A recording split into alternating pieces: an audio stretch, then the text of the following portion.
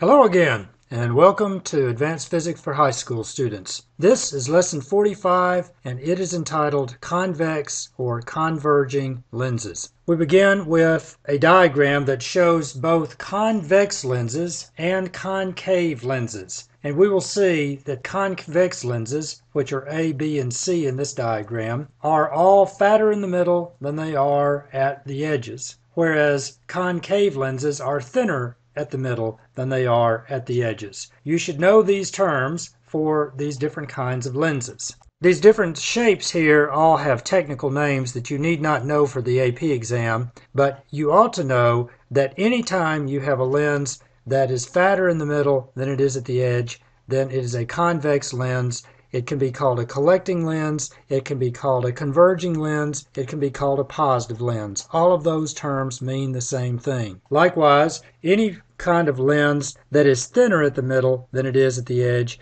is called a concave lens. Sometimes it's called a diverging lens. Sometimes it's called a negative lens. All of those terms mean the same thing. I'll just jot down here what the different terms are for each of these kinds of lenses. Lenses do with refraction to light what mirrors do with reflection to light. And it's possible to form images, and we're going to be interested in looking at those images from a geometrical point of view and also from an algebraic point of view. We will see that concave mirrors and convex lenses will obey the same sorts of rules, whereas convex mirrors and concave lenses will follow the same sorts of rules. Let us look and see what we would do with a convex lens. I have a simulation that I'd like to run, and this simulation shows an object that's over here on the left-hand side and shows an image on the right-hand side. This object can be moved closer to or farther away from the lens, and when it does that, then it can change the size of the image. And I'm just kind of moving this thing around. What you'll see is that at certain points, I can form diverging rays and produce virtual images when I shift my object at certain points with respect to the focal length of the lens. It turns out that the lens has two focal points instead of just one for the mirror, and we'll use these two focal points to help us with ray tracing. It turns out that this simulation allows me to change characteristics of the lens. So you can see I can change how curved the lens is. I can make a very thin lens or very fat lens.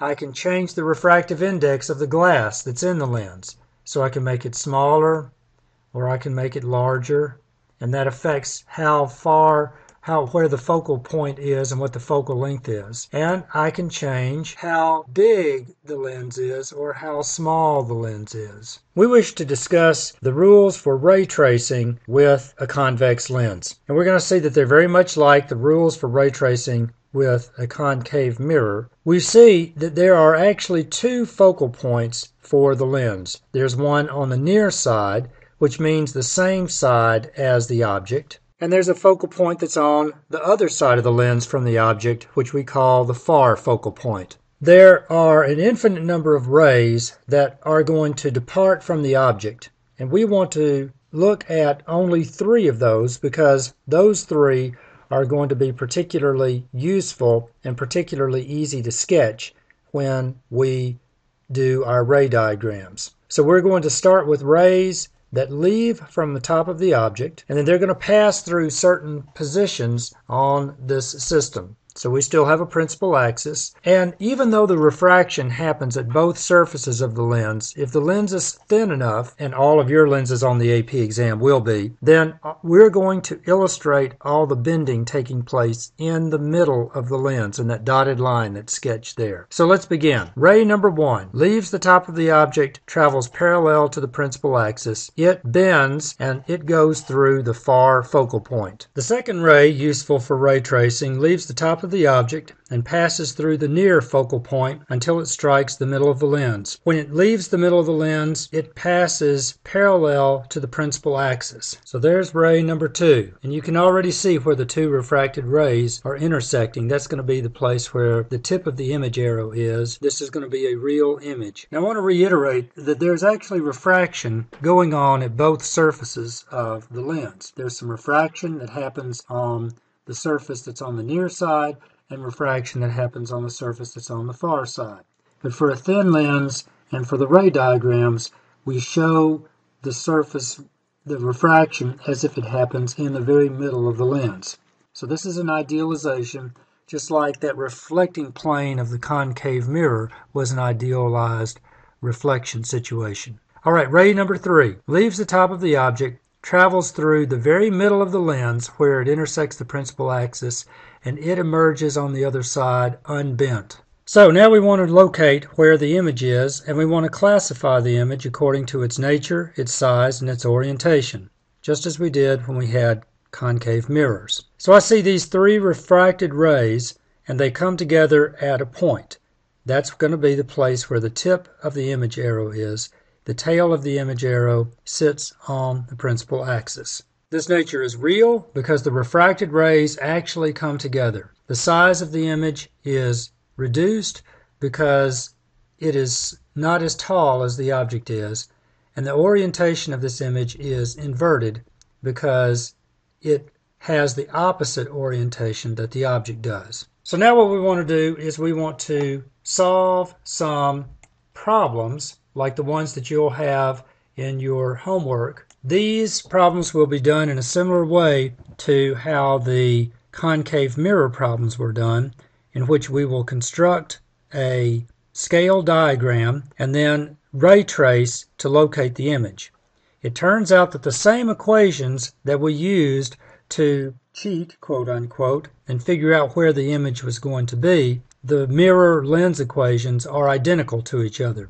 So if you want to bring those to bear, even though they don't come until some lesson in the 50s, then you are certainly welcome to do that. Here's the first example. A 1 centimeter tall object is placed 3 centimeters in front of a convex thin lens whose focal length is 2 centimeters. Use ray tracing to find the location, orientation, and height of the image.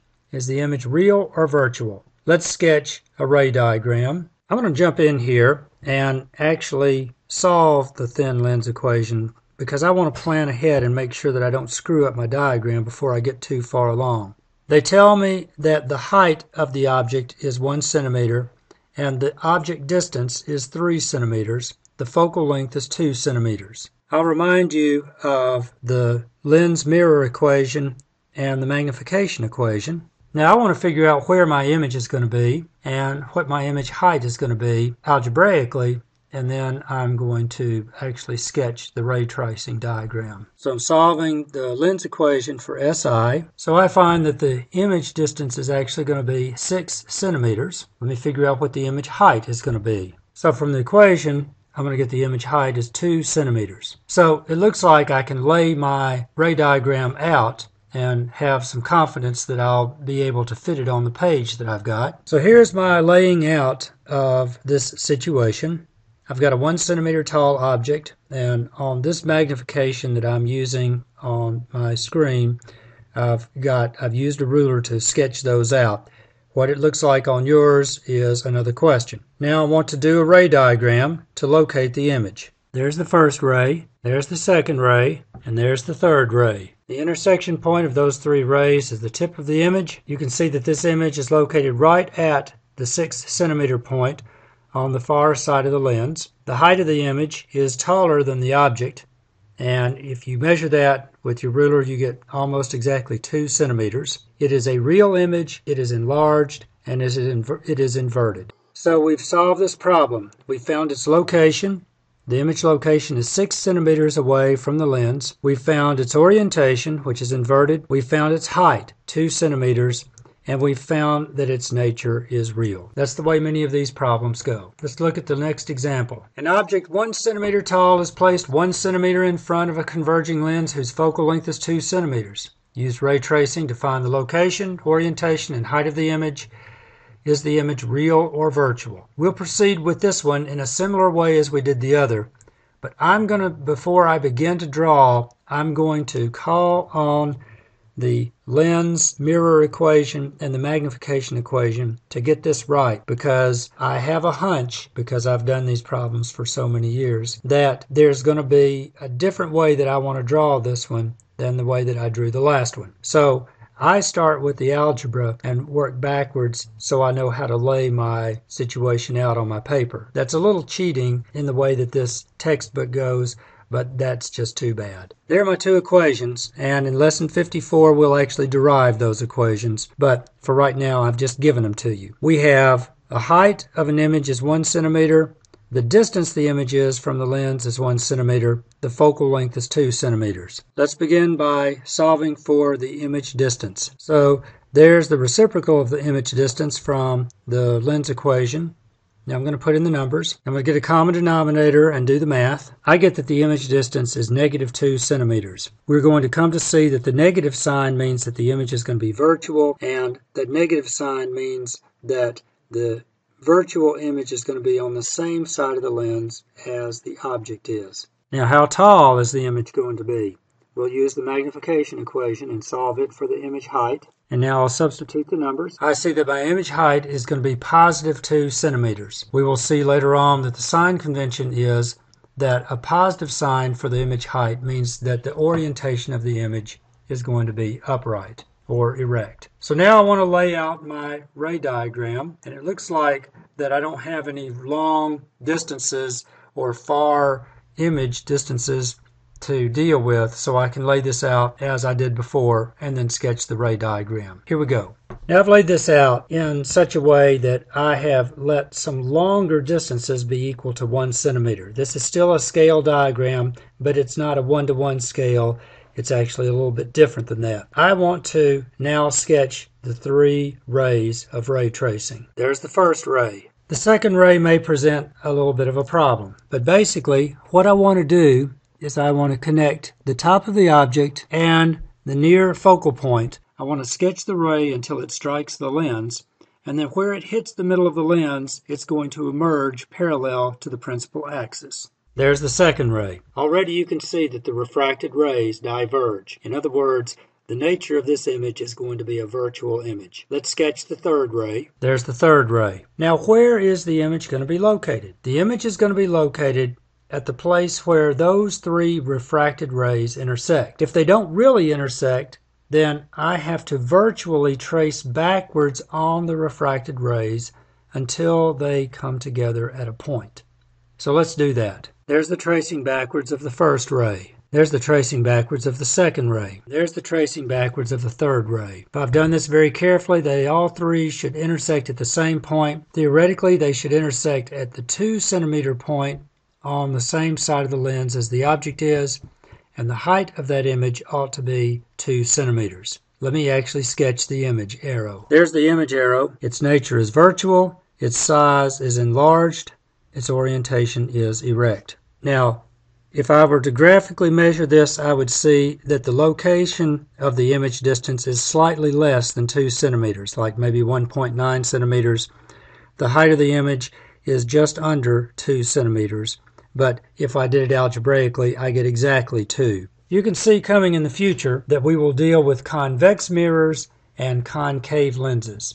It turns out that they are a little bit more tricky to deal with. The ray tracing technique gives a geometrical idea of where the image is and what the image looks like. The algebraic technique that we'll come to in a later lesson will give us the stuff exactly. For now, that's it.